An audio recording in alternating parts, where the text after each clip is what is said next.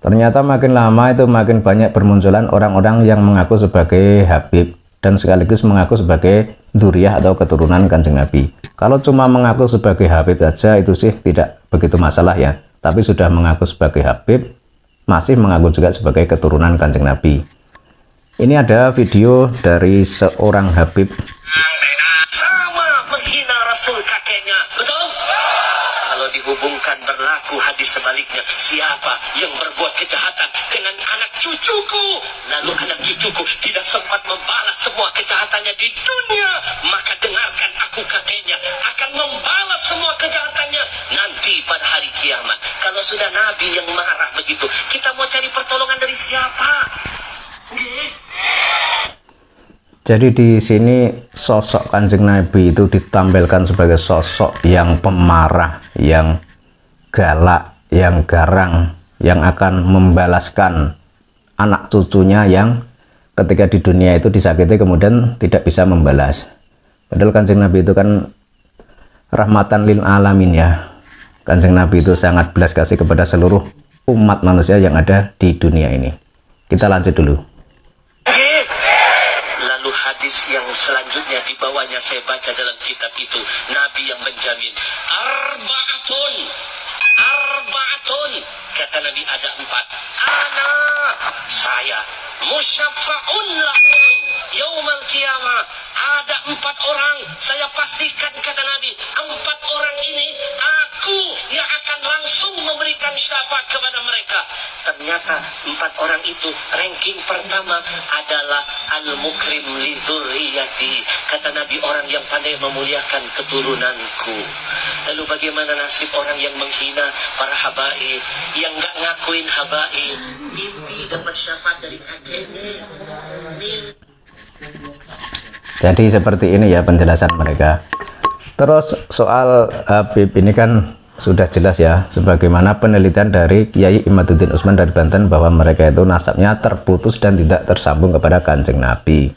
Nah terus di sini maksudnya itu kok dipelencengkan menjadi habaib ya, turunan Kanjeng Nabi. Padahal sebagaimana kita ketahui di Indonesia, di Nusantara ini, dzurriyyah Kanjeng Nabi itu adalah Wali Songo, dan yang meneruskan itu juga para dzurriyyah Wali Songo. Dan kita juga tahu dalam sejarah bahwa para dzurriyyah Wali Songo itu adalah mereka pahlawan kemerdekaan. Ada juga yang menjadi ulama-ulama hebat.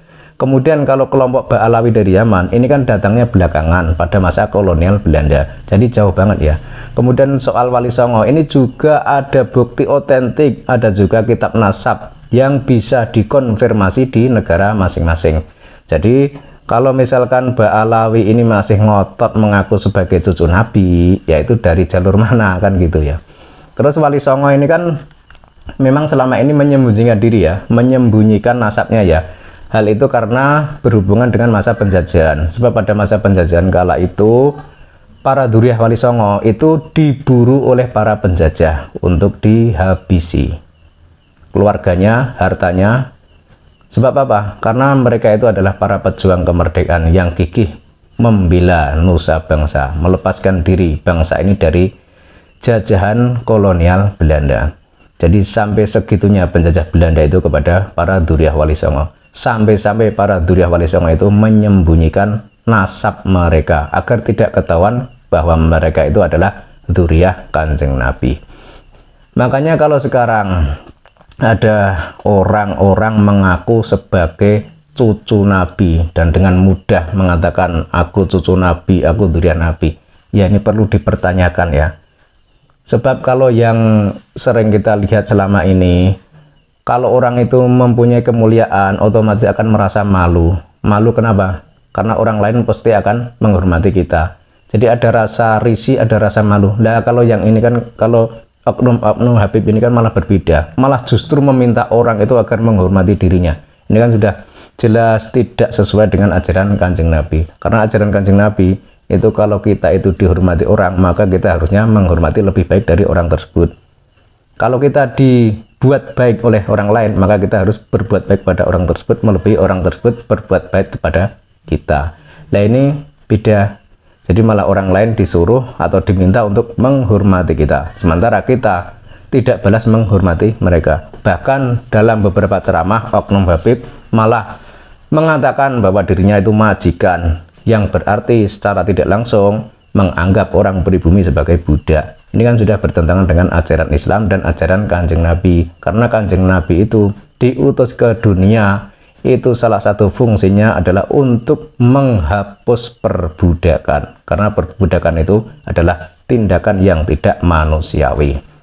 Tapi hal ini ternyata dilakukan oleh segelintir oknum Habib di negeri ini. Maka sekarang pertanyaannya, apakah Anda juga masih percaya bahwa para Habib ini adalah keturunan Kanjeng Nabi? Silahkan nanti jawab di kolom komentar ya.